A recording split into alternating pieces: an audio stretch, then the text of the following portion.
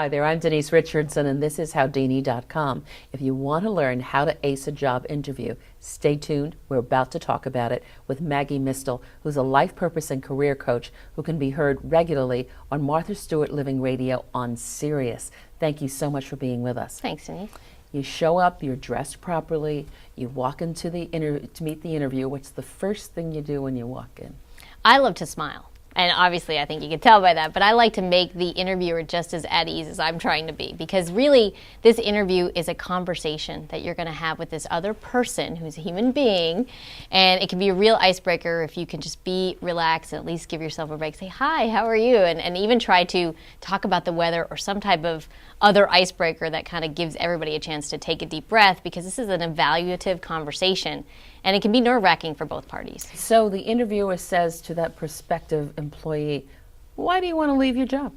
Yes, that's always a great question, isn't it? And you have to be prepared for those key questions, especially why are you moving on? Now, if you're moving on because you can't stand your boss, right, which happens a lot, and we've all been there, you don't want to say that. What you do want to say is that I really need to be in a place where I can be managed and developed and where I can get guidance or mentoring. You really focus on the things that you're looking to get as opposed to all the reasons why you don't have it now. You know, there are some people who walk into that interview and they walk in a little defensively and because they really need a job, and they hear the words, you're overqualified, and they're willing to take a job and do their best at it. How do you handle you're overqualified? You can say things like, well, I've really thought about that, and if I were in your shoes, I'd be asking the same question. And when I think about it, I can tell you for a fact, I'm looking to downshift.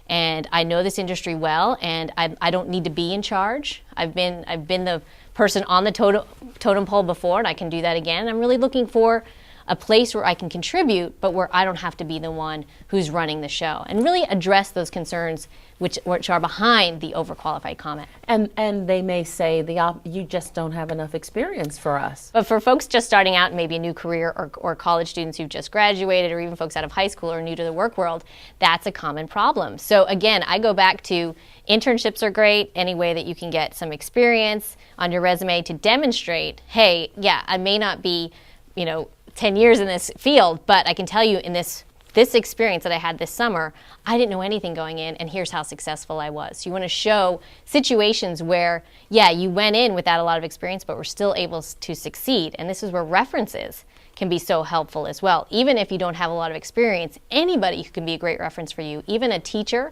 or a professor, or even someone that you volunteered for who can attest to your ability to learn quickly and perform well, can be a great asset.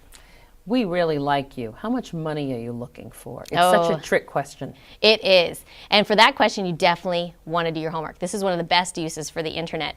Salary.com, Indeed.com, Monster, HotJobs, a lot of them have salary calculators associated with them now. So you can look up the job title in your geographic area and get the range of salaries for that position and find where you would fit based on your level of experience. Briefly, if the interviewer hasn't brought up the word salary, should you?